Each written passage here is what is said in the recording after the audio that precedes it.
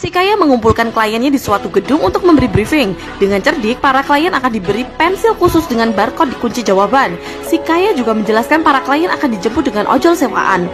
Dengan catatan, para klien sudah harus membayar 2 minggu sebelumnya. Si gadis menemui si pemuda pintar di rumahnya. Dia mengajak si pemuda untuk ikut dengan rencananya dan akan mendapatkan imbalan. Karena si pemuda menolak, akhirnya si gadis meninggalkan sebuah alamat. Esoknya si pemuda berubah pikiran dan datang ke alamat itu. Mereka mulai menjalankan rencana dengan mendaftarkan di situs universitas. Mulailah mereka uji coba untuk mengepaskan waktu ujian. Para klien mulai membayar jasa joki mereka. Si pemuda mencoba melakukan simulasi mengirim jawaban di toilet. Setelah semua beres, si gadis meminta semua berkumpul sebelum berangkat ke bandara. Esoknya si gadis melakukan simulasi jika mereka ketahuan. Tapi si Kaya keceplosan tentang si pemuda yang dihajar dan dibuang ke tempat pembuangan sampah. Si pemuda langsung menghajar si Kaya karena akhirnya dia tahu dalangnya. Karena marah, si pemuda langsung pergi dari sana dan emosi. Saat di halte, si pemuda melihat iklan sabun cuci baju. Dia kemudian teringat ibunya. Saat si gadis mengejarnya, si pemuda kembali dan mengajaknya pergi ke bandara. Sampailah mereka di Aussie. Mereka bersiap menuju ke tempat tes universitas. Para peserta ujian mulai dikumpulkan dan diberi arahan. Si gadis dan si pemuda mulai bersiap menyimpan ponsel di toilet. Mereka berjalan ke ruang ujian. Penjaga mulai menyuruh mereka mengerjakan. Dengan cepat, si gadis dan si pemuda menjawab soal tes.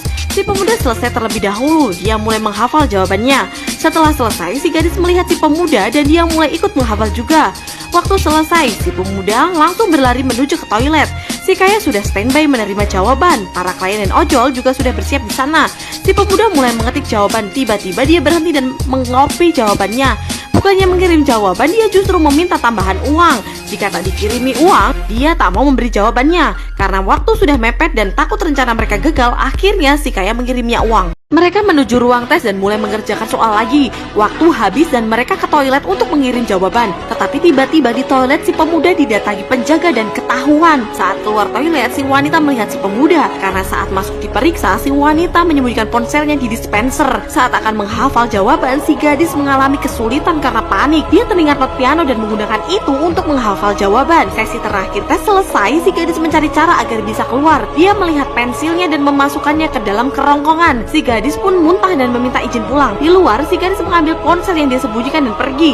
Si gadis berusaha menghindari para penjaga sambil mengirim jawaban. Ponsel si gadis terjatuh karena itu membuat ponselnya error. Tetapi karena panik, si gadis sedikit mengalami kesulitan mengingat. Para klien dan ojol mulai resah karena sudah overtime. Si gadis tersuruh dan dia sengaja membuat dirinya muntah lagi. Penjaga datang dan mengajaknya kembali ke tempat tes. Si gadis menyembunyikan ponselnya di tas orang lain. Di tempat tes, si gadis melihat si pemuda dan merasa bersalah. Si gadis dijemput ayahnya dan dia mengakui kesalahannya.